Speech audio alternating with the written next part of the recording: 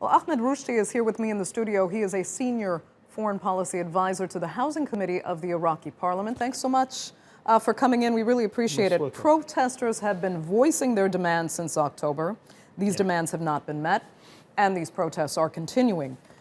What or whom do you blame for this now months-long continuing cycle? Well, first of all, the Iraqi government, they are responsible for what's happening, for not responding to the demands, for killing the demonstrators, for all those things happen before the resignation of the government and after the resignation of the government. That's why you are seeing the same demands as always by the demonstrators. We need a new prime minister, we need to make early elections, and we need to go forward to fight corruption and also fight the people who killed, or let's say the officials that killed the demonstrators since the 1st of October. You say the officials, and I want to make it clear then, from your point of view, you see security forces and police and officials as one and the same. If the security forces kill protesters on the streets, that is the direct responsibility of the government. Well, I think the most important thing is that everyone is blaming the government, that the peaceful demonstrators didn't get entered to the green zone easily. They are now about 700 killed, and we are talking about 25,000 casualties. So, and they didn't enter the green zone peacefully. And the others already entered the green zone, go to the American embassy, do what they did, and it was easy for them. So why those double standard measurements, you know? At the end, what we are seeing now is accumulative since the 1st of October, and nothing's happened at the end. I just need to restate the numbers here, because according to Iraq's High Commission for Human Rights, at least 496 people, almost 500 have been killed. There are now 17,000 injured.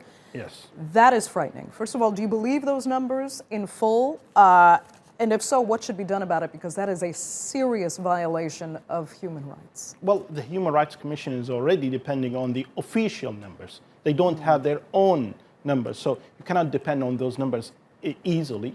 At the end, we all know that the government, that's why it's one of the responsibilities of the government to be transparent also, to say what's happening, because we all know that there are so many victims inside the hospitals have been dragged and to be in detainee. There are so many injured people also being moved from hospitals to be also detainee. That means, and already there are kidnapping, there are kill, assassination, and so on.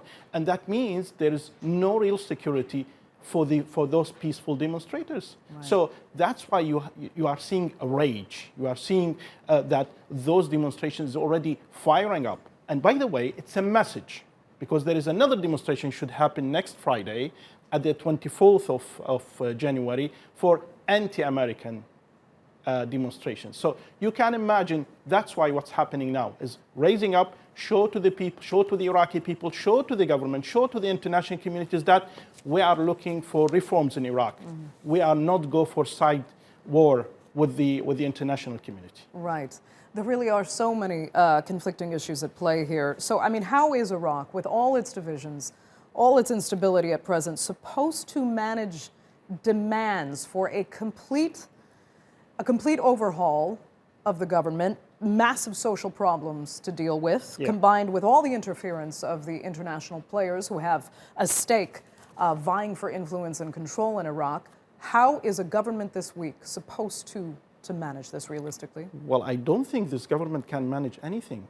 At the end, the demonstrators already want to withdraw all the government, withdraw the political blocs. That's why they're asking for early elections. And but are there really better people, technocrats, for example, to fill the void? Well, I'm not saying they have a magical stick or something like that, or magical formula. I'm saying, guys, there is a failure officials there. We need to remove them and get someone who can at least begin the reforms. I'm not saying they're going to do something on high standards. We need them for intermediate period until the early elections. So that's the date that it's supposed to be the real reforms happen. Because we all know with the new electoral law, I don't think those old personnel or old officials, old political blocs will gain victories. But you're not scared bad can get worse?